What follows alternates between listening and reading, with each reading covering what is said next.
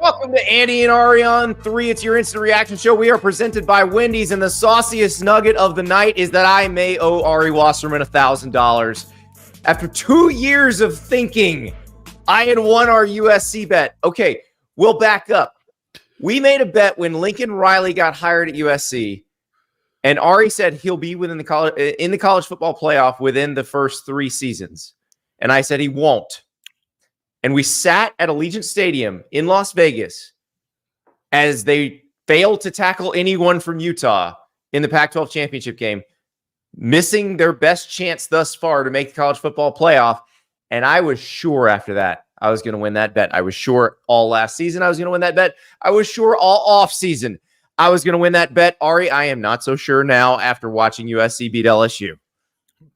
Andy, you got to tell the people that I have offered to pay you $800, $850, even $900 to get out of this bet and save a little money. So I was with you on that. This did not go in any way, shape, or form the way that I thought it was. You know, we see defensive issues at places. We see offensive issues at places. You know, hires get made, promises get made. A lot of talk during the offseason of how much things are going to change, and then a lot of the same shows up the following year. I think that we can say with a straight face now here that USC really took it seriously. They hired a new defensive coordinator. They called a hell of a game. They arrived at the football. They delivered hits. They tackled immensely well, and it looked like a completely different football team, at least defensively, than we have become accustomed to seeing from USC. So I don't know if they're going to be making the playoff. I'm certainly happy that I've got a little bit more leeway than when we made the bet. It was a 4-team field, and the 12-team field had not been introduced yet. But this could be, depending on how things go, a really quality win for a team that is on the crux of winning 10 games at the end of the year and has a nice little bit of a resume point. So I don't know that I feel like I won or I'm back in the driver's seat here, but I do think that I've got a reason to pay attention now. Oh, absolutely. And look, we're going to talk about Miller Moss because he was awesome. And clearly Lincoln Riley made the correct choice at quarterback. And again, maybe the old way of doing things where somebody sits behind somebody good and learns some things and then suddenly takes the job and runs with it. Maybe that is an effective way of doing things. But Miller Moss was fantastic, but the defense is the story. I'm watching them make open field tackles that they were never making before.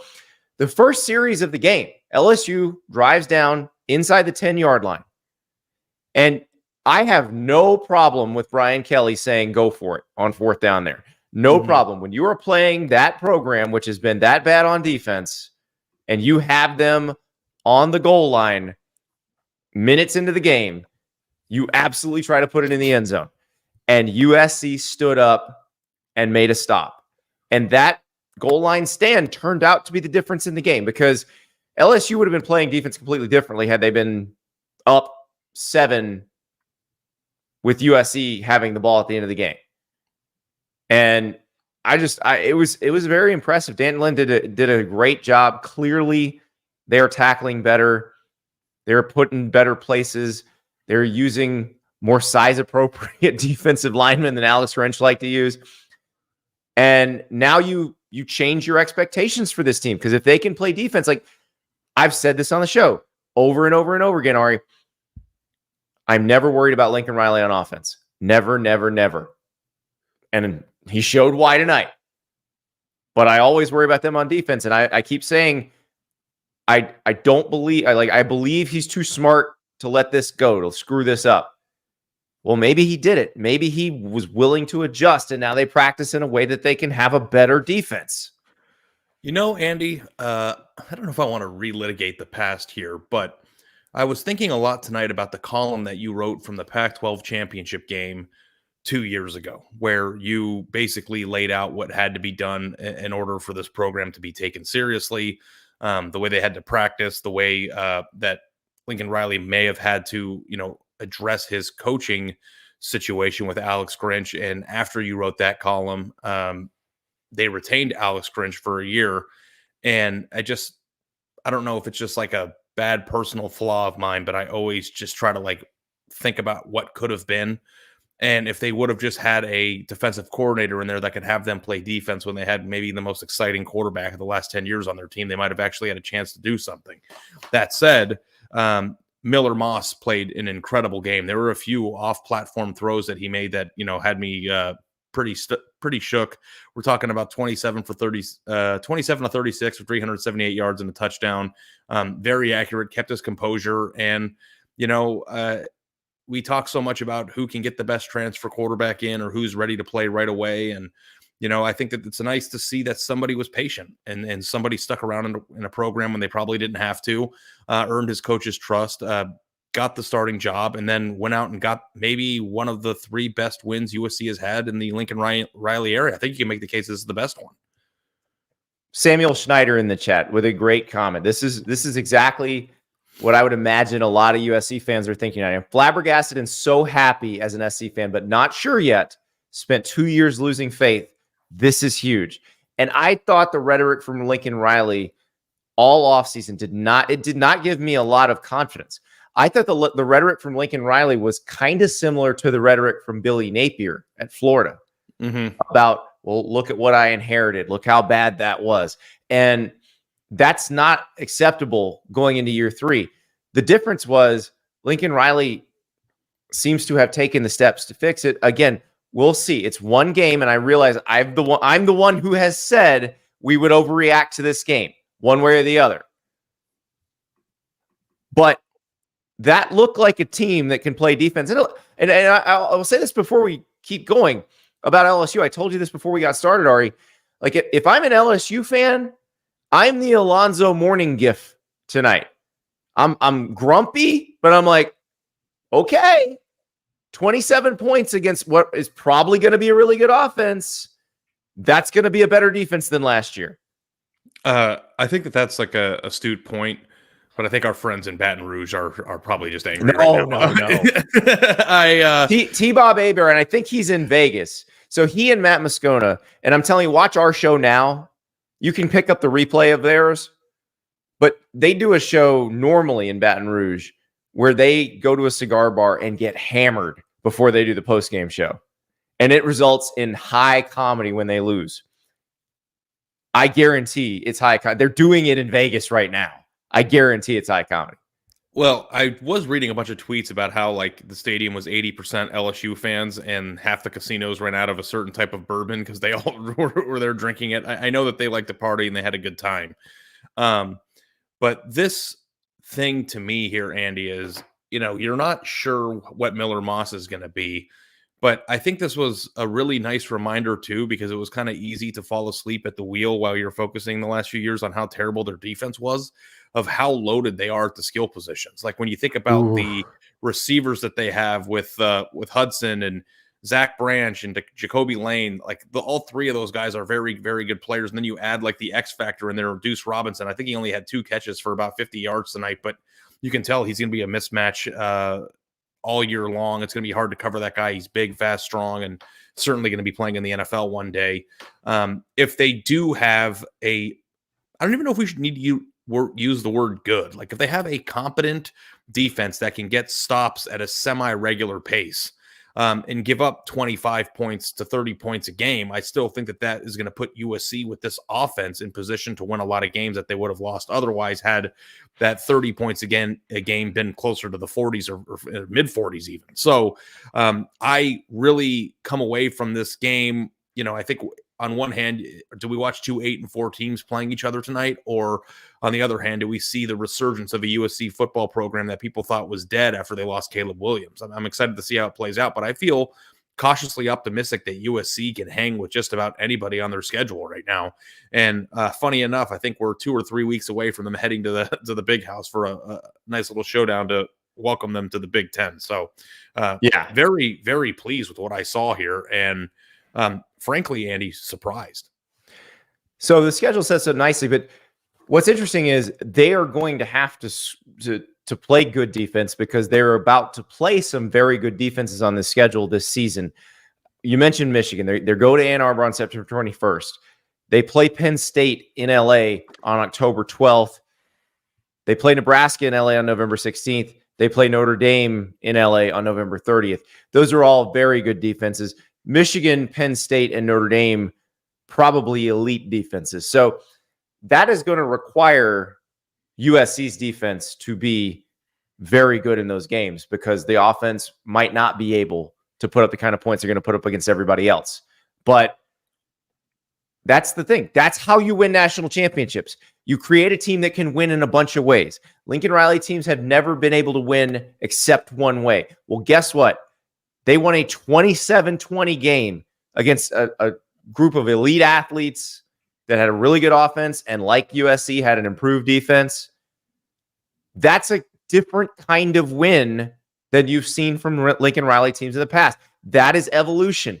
That's what we've been asking for. That's why I always would rant like, why don't you just ask someone who's been in an Alabama practice and just do what they do? Well, maybe they are doing what they do. And look, if you watched UCLA play defense last year, they absolutely played tough physical defense. Dan Lin was their coach. And I asked Lincoln Riley this at Big Ten Media Days. I said, how much discussion was there between you and Lin about how you're going to practice during the hiring process? And he said, absolutely. There were some things that had to be worked out. Well, clearly they're doing what they need to be doing. So it is evolution. And I'm happy to see it because, again, I think Lincoln Riley's too good of a coach to let that blind spot beat him. And if he didn't let that blind spot beat him, if he figured out a way to create a holistic program that can win games in a bunch of different ways, that's a good thing for USC, and it's a fun thing for college football. Yeah, it was a year too late, but also, too, it could have been 2 years too late or 3 years too late. So you're in a position right now where you have a team that is exciting. I came into tonight thinking that USC was just going to be a marginal team this year, and I saw a lot of things in this football game that made me feel cautiously optimistic about their ability to hang in with whoever they're playing. I thought that Miller Moss was better than I probably gave him credit for in my head. The defense was better, obviously, than I would have given them credit for. But the thing that I will say, Andy, and I think you made this point a few years ago and have been making this point repeatedly ever since, the basic fundamentals of good defense, being in the right spots, delivering big hits when you have an opportunity to do so, tackling soundly, those are all built on the way you practice and the way that you view defense. And I remember watching the USC Washington game last year, and I think that might have been the worst defensive performance I've ever seen in my entire life in the sport of football at any level. And then tonight, honestly, I'm not saying that funny. I actually think that was the worst defensive effort I've ever seen. How many coverage busts were there tonight? Was there one there on that last drive? By USC, there were a couple, but nothing drastic and nothing that resulted in a long walk-in touchdown.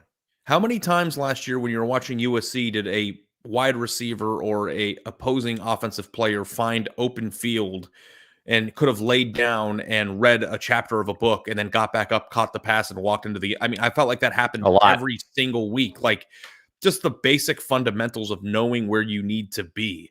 And it sounds so stupid, but it's so important. It felt like they were in command. It felt like they knew what they were doing, what their jobs were. They were job oriented. And I thought they were very physical. These are all things that I would not have been able to say a year ago.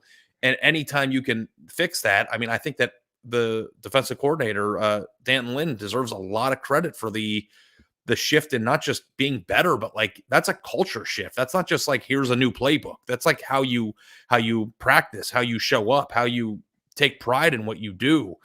These are all very important tenets to a program that, frankly speaking, probably isn't a position right now where they're going to be, hanging with Georgia anytime soon, but a team that is trying to build something that isn't just a flash in the pan. Lincoln Riley's overrated. What a joke. He has no defense, which is what we were talking about for the last 12, 18 months. So at the very least, I think if you're a USC fan, regardless of how the season plays out, you probably feel a lot better about the general build because we're not that advanced into the build. Paul in the chat. Now that USC has a competent defense, anything is possible. Well, I think here's another thing. as we lavish the praise on the defense, let's go to the thing that I always praise Lincoln Riley for, the offense. You mentioned the playmakers, the young playmakers. This sophomore class is loaded. 10 different Trojans caught passes on Sunday night. That is outstanding. Because that tells you, who do you cover? Like, Zachariah Branch is clearly a human joystick. But if you devote a lot of resources to covering Zachariah Branch, there's like 4 more guys who can burn you. Kyron Hudson, Deuce Robinson. It's a scary thought. Yeah, no, and also too, they all seem to be very unique in their own sense. Like Deuce Robinson is a tight endish type player, but like Zach Branch is a little bit bigger bodied. A few of the other receivers are a little bit smaller, more able to get open in space. Like they're very versatile in what they have too. And another thing, Andy, I think we're going to come to find out too that their running back, Woody Marks, is a really, really good, efficient runner. And I know that if you pay attention to the offseason, that this name popped up quite a bit, but watching him play and seeing him, do what he does, like I do think that USC, who struggled a lot of times on the ground last year, if it wasn't Caleb Williams running around, adding an effective running game with a guy who runs hard and fights for extra yards does a lot to, help the productivity and the versatility of your offense. Yeah. So it's 10 guys who caught a pass. It is 6 guys who had more than 45 receiving yards. So USC was really a pick your poison offense tonight. And you're right about Woody Marks. Woody Marks was a good running back at Mississippi State who got stuck in a tough situation. Obviously, Mike Leach passed away. The year of Zach Arnett, they tried to run a different offense with a bunch of guys who were recruited to run the air raid. It was never going to work that way. Now Woody Marks is a more competent offense. I thought USC's offensive line played pretty well. That's a unit that has not been that good, that needed to get better. Like the thing that Lincoln Riley had at Oklahoma that's been better than what he's had at USC before was the offensive line. If he can have an offensive line that he feels confident in, if they can run that counter and gain 5-6 yards when they run it, it really does open up everything else. Yeah. So super excited about where we're headed. Really good to see a bet that was dead come back to life. And it's the point that we made on the podcast over the weekend too.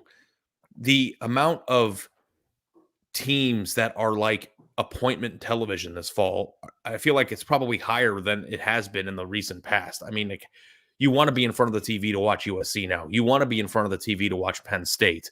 You want to see what Michigan's doing. You want to see Dylan Raiola at Nebraska. Notre Dame is a team that we are excited about. Like, there is a lot of versatile viewing options for the people who love this sport. And then also too, like, the talent. Like, does the country know who Zach Branch is yet? I mean, I think that most college football fans that are really into the game, people listening to the show probably do, but like, he isn't a household name yet in every single person's living room. And it's like, it seems like that's an inevitability. Yeah.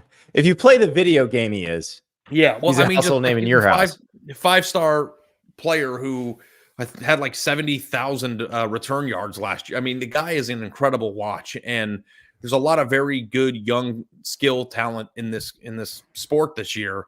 And I think that you would be wrong if you did not include him in the top 5 of whatever list you're making, because he is an incredible player and somebody who can bail out a quarterback in very different ways. Yeah. Another guy for USC that I really would like to point out is Jalen Smith, because he's a corner. I feel like every time I looked up, he was making an open field tackle tonight. And that is just not something that USC's had. And this is a guy who's been playing at USC. It's not like he was imported. He's been part of their defense, and they figured it out. Like, he figured it out. He's doing things that weren't being done for USC. So Elias in the chat was mentioning it. Maybe this was 2 good teams. Maybe this is 2 equally flawed teams. And that is the the danger of week one because we don't know exactly what we're seeing. I covered the famous Texas back game against Notre Dame in 2016. And it turned out Texas had just beaten a 4-8 Notre Dame team, and Texas was going to go. I believe Texas went 5-7 that year. So we don't know. We don't. These may just be equally flawed teams. But yeah, but watching USC make open field tackles is not something I've seen in the Lincoln Riley era. You remember last year's opener against San Jose State? The one that nobody could figure out how to watch on TV because the Pac-12 network that basically just put it behind a firewall and it was impossible to figure out. USC gave up a ton of yards in that game against a team that had no business being on the field with them, 28 points. They were only leading 21-14 at halftime, and it just was a very sloppy, terrible defensive effort. So, I don't know what LSU is going to be. Frankly, I don't know what USC is going to be when we look back here in 5 or 6 weeks. But what I do know is that LSU has dudes. What I do know is that they're big, strong, fast, and are built as a program to exist on the same field as the teams that we think are going to win the national title this year. And who looked like the more physical team to you tonight? I mean, they both had their moments, but I thought that when USC arrived at the football, they arrived with power. And, they did things that I thought were so inherently deeply flawed within the program that it would take more than one offseason to fix. I'm frankly stunned at how much of a difference this was. Let's talk LSU now. Does Brian Kelly need to stop playing in these standalone games? He's 0-3 in them at LSU. And then his last year at Notre Dame, remember, that's when they went to Tallahassee in the Monday night game. They had a much better team than Florida State that year and wound up having to go to overtime with Mackenzie Milton playing for Florida State. These are bad for him. They need to play week one on a Saturday and just let their game kind of blend in with the others, even if it's against a good opponent. This is just not working for him. And like we said, we don't know what this means for either team grand scheme. We think we do. It did look like LSU's defense was better. It looked like Blake Baker was putting the pieces in a better position. But LSU has a chance to rally here. They play Nichols next week. Then they play at South Carolina, which Lenora Sellers is a tough quarterback to contain. So if you're having defensive issues, then we'll see. But South Carolina was in a dogfight with Old Dominion yesterday. So LSU should be able to win that game. UCLA, that's a Big Ten opponent, but not like the one they just lost to.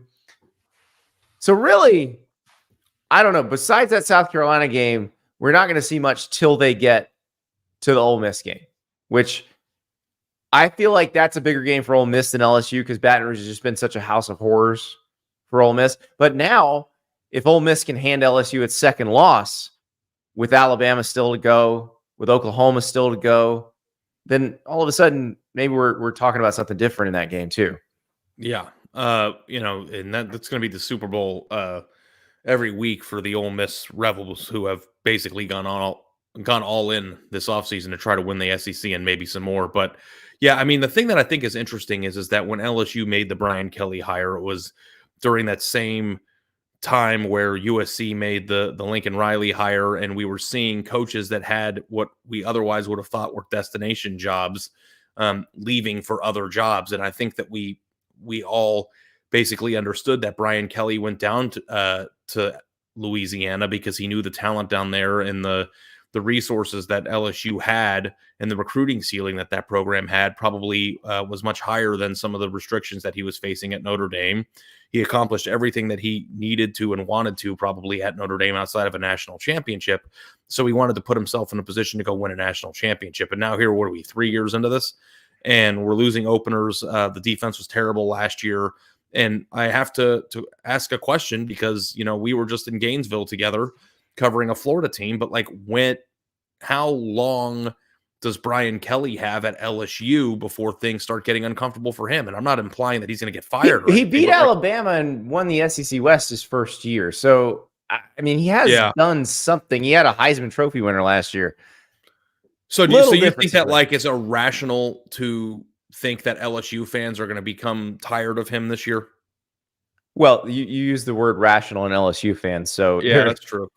those words don't go together. Like LSU fans right now, I can guarantee you want him fired into the sun. Do you not just fired off the job? Rational to be impatient with him? Yeah. No, I don't think it is. Okay. Now, if they go 6-6 this year, yeah, okay, we can talk about that. But if they're another 9-3 and it's a few bounces to the ball, like this is a one possession game, no, I think he's got you there. And you look at the way they're recruiting. You know, you look at the DJ Pickett's of the world and the Bryce Underwoods and some of the other people that are coming in that 2025 class. Like that's what LSU classes are supposed to look like. So I think he's getting them where they need to go. But again, if they go 6-6, we'll have a different conversation about that. But if he's won 9 games again and is going to a bowl game trying to win a 10th, like I don't have a problem with that. Yeah, I'm just reading the chat, and I know that people are really upset if you're an LSU fan after that game and emotions run high. But I have seen a lot of Brian Kelly mockery on the internet today, and it was a little bit higher than I'm usually accustomed to seeing with him, especially considering the fact of the things that he accomplished at his previous stop. So I just like... You're suggesting Brian Kelly mockery is something new? No, I just mean, have you been spending too much time with talking about Emily Ari? I'm not talking about the accents or the bloodshot face. I'm talking about like 9-3 jokes and like not being good at his job. Like all the other stuff is trust me, I'm very aware of the twang situation. But like it's just, you know, it's a weird sport, and LSU fans probably aren't being like, yeah, we won the SEC West a few years ago. That's what you know what I mean? Like, and I'm not saying I'm not diminishing the accomplishment. They demand national titles. He's not there to win the SEC West. He's there to do bigger, better things. And going into year 4 now, I mean, hey, it's still early. It's 12-team playoff. You never know. And I really think that we should be talking a little bit about Garrett Nussmeier, because I think we saw some stuff out of him that makes me excited about what he could be one day. Heck yeah. And that's always a good thing. So, you know, very interesting situation for LSU. I thought they were going to win this game. I thought that they were going to be much better than they were a year ago. And it's just tough to watch a team that is so prideful and so well built and have so much resources struggle to win on these neutral sites the way that they have. Well, I thought Nussmeier looked great. He was 29 of 38, 304 yards. 2 TDs. The interception was obviously in desperation mode at the very end of the game. When John Emery came into the game, that's when things changed for LSU offensively. So perhaps that is different going forward, because if John Emery was getting carries earlier in the game, would the game have gone differently? Like, would they have scored when he on was that carrying the ball? It was really the only time where I felt like LSU had the physicality advantage. Right. He was running very hard. He was running very angry. And you didn't see that from LSU's other backs. So presumably he will be playing full games from this point forward. And if he is, then does that change the math on some of these things? We'll see. We'll see. But I thought LSU's offensive line would control this game more than it did and allow them to run the ball better than they did. And that is a credit to USC's defensive line and linebackers. They did a fabulous job playing against some of the best offensive tackles in the country and a just generally very good offensive line. And USC stood up to them. You know, LSU did gain some yards on the ground. You know, they gained 117 yards on the ground, but 4.5 yards a carry, you could probably live with when you are throwing the ball the way you're throwing it on the other side, and you're getting stops at opportune times. It's interesting because the numbers look really great for the LSU offense, but think about how many times that they just didn't convert third downs. Yeah. Yeah, you know, you're got to a point in that game where USC kept not cashing in the red zone. And it turned out that LSU left a few drives out there that cost them the game. It was them that didn't convert enough. Yeah. Well, that was a really fun first college football weekend. It's not over yet. We've still got Florida State, Boston College on Monday night, but we will have another show even before that. Our new regular weekday schedule begins tomorrow. I realize it's a holiday, but we're sports writers. We don't take Labor Day off. Monday through Thursday, 9:30 a.m. Eastern, Ari and I will be with you. Tomorrow, Monday, is a pick show. We got games to pick for week 2, like Texas, Michigan. I cannot believe this is here. I got to tell you, this is amazing, Andy, Ari. I am really digging the Monday pick show thing. Like, that's going to be fun. It's like, because you get through a weekend, and like when it was a weekend that was as eventful as this one, it's kind of like it feels disappointing that it's over because it was so fun and there was so much to watch. And then you wake up Monday morning and you're already like, let's go. What's next week? And you kind of get the you wet the beak a little bit for what's coming around the corner. So I'm super excited to get up early with you and talk some more ball, and really happy that we're going to be doing it every day. So can't wait. That's right. So Monday through Thursday, 9:30 a.m. Eastern time. And then Saturday nights, 11:30 p.m. Eastern time, where we go through all the games, all the big action. But yeah, you got that little hit of dopamine when I sent you the list of the games we're picking in the morning. I know you did. No, I know. I can't wait. I cannot wait. This is going to be a beautiful thing. We will talk to you in the morning.